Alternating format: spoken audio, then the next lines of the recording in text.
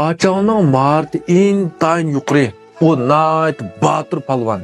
Meningcha Machavga faqat Guayul tenkila oladi, deydi Zhuguliang. Shuni olib Zhuguliangning bu gipi Zhang Feining tita tomirga tegadi. Endi vaqtida ma Zhugu qadi, ayni vaqtda Changbanpo davında men o'zim yolg'iz Savsovning bostirib kelgan 80 ming kishilik qo'shinni qo'rqitib qochirayotganimni eslardan chiqib ketdi-ma taqsir. Degandan keyin Zhuguliang u degan bir rangvozlik. O'z vaqtida siz kallar ishlab ketib rangvozlik qilganliklari uchun Savsov qo'rqib ketib ketgan. Endi bu yerda Machav Savsov bilan bo'lgan jangda Savsovni o'ltirib tasqagan, buni o'z yolg'iz qo'g'lab berib jon-jini chiqib ketgan.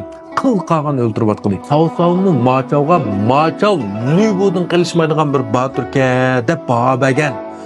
Machav haqiqatan bak Badur palvon. Endi bu Yunchang atib Jingju deb qoldi. Osh kelgan bo'lsa bu Machavdan qo'rqmaydiq tankila oladi degandan keyin bu yerdagi Zhang Fei degan o'ltiramay qoldi. Nimdivatida osh Machavdan men qo'rqamanman deb Liu Bei deydi bu gapni. Shuning bilan Zhuguliangning oldiga kelib taqsir men Machav bilan hayot momatliq bir jang qilay. Nima Machav turib qo'ysam, Machav yengilib qolsam Leşkeri tədbir oyuncu meni cəzağı borunlar deydi. Zhuguliang Zhang Fei'nin nərx maşlipini kütüb doğan. Əməliyyatda bu yerdə Zhuguliang ilə Liu Bei allı burullar Machav ilə Zhang Fei'nin bu tutuşub bakışını, Zhang Fei'nin Machav'ı tənkil alaydıqalığını bilidu.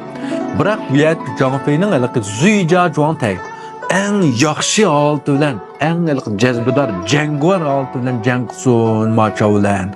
Moshundaq bo'lgan vaqtida Zhang Fei hergiz yengilib qolmaydi deb, Zhang Fei'ning mijozni 5 qo'lda tushungachga boshqa katalizatorni qo'ynaqanda tiriktirib qasdan shu holatga akirib qo'ygan-chu. Shuning bilan Zhang Fei'ning bu gipidan killa Zhuguliang darhol bu yerda Liu Bei'ga Zhang Sangun chiqib Machav bilan ursin. Chuqur mag'lub qiladi, chataq chiqmaydi deydi. Shundan Liu Bei ma'qul deb bo'g'icha Machav sap tuzib bu yerga keladi. Kelgandan keyin bu yerga Liu Bei bu Machavning sepini ko'ribla, Machav haqiqatan bo'sh emasga. Qarang, buningki tuzgan sepi nihoyat muntazam. Bu haqiqatan qaltis Batur bo'lib qolmay, sap tuzishga moyir sarkar Sangunga degan keyin Zhang Fei yana turolmaydi. Men chiqib hozirla Machavning kallasini olay. Degan keyin to'xtang deb bu yerga Liu Bei aldı bilan Machav qo'shini bir tushkichi to'sin, masalan, aptab turib bir olsizlanib, ro'yona tushgandan keyin ananikin jang qilsak kechikmaymiz degan keyin Zhang Fei aldirab ketadi. Va unda xo'p qas bu jangning nem qizig'i u bu deb Liu Bei shuncha besib tursinmi, Zhang Fei taz taqat qilmay yana aldirab chiqib ketadi. Shuning bilan bu yerda Machav bilan Zhang Fei haqiqatan intayin qaltis jang qildi. Masalan, televiziyat keltirdimi, biz ko'n ushbachalik, yangi ushbachalik qamizni ko'rgan. Machav bilan Zhang Fei'ning jangi mana shu asardagi eng qaltis janglarning birisi. Bu ikkisi 200 marta urushib, bu yerda yangish ayrilmaydi. Shuning bilan bularning otlari yerib qoldi. Kun kashib ketgandan keyin otlarimizni almashtirib, gulxon yiqib turib jang qildi deb davomli jang qildi bular. Endi mashhadga 200 marta jang qilib, yangish ayrildi degan vaqtning o'zida bir marta qanchalik deb so'rabsizlar. Endi bu yerda bir marta deganning aniq vaqt bo'lmaydi. Masalan, Zhang Fei bilan Machav ikki tarafdan nayzlarini ko'tarib keldi. Shundan voy deb kelgandan keyin tang-tong urushib, ayrilib ketdi. Otlarni bir qatim aylantirib qaytib keldi. Demak, mana shu bir marta. Shundaqdan Zhang Fei bilan Machav 200 marta urushib, yangish ayrilmaydi. Bular amay otlar erib ketdi hatta. Endi mush vaqt, mush asarda Machav bilan Zhang Fei'ning eng yuqori pallasi, eng qiron, eng shosh vaqti.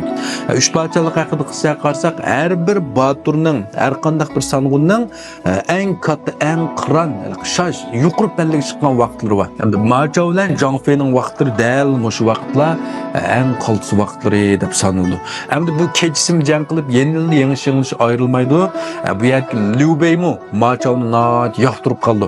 Shuning bilan Zhuguliang bu gapni degandan keyin Zhuguliang azroq pamishlatib bu yerga Machavni el qildi. Shuning bilan Liu Bei'ning bu yerga 5 yo'l sanog'ini taquladi. Endi bu yerga Machav ushbachalik haqida qilsatki, Batur sanog'lar ichida endi 5-o'ringa sanildi. Ya'ni Yilu, Arjao, Sandianwei, Siguan, Wuma 5-o'ringa sanildi.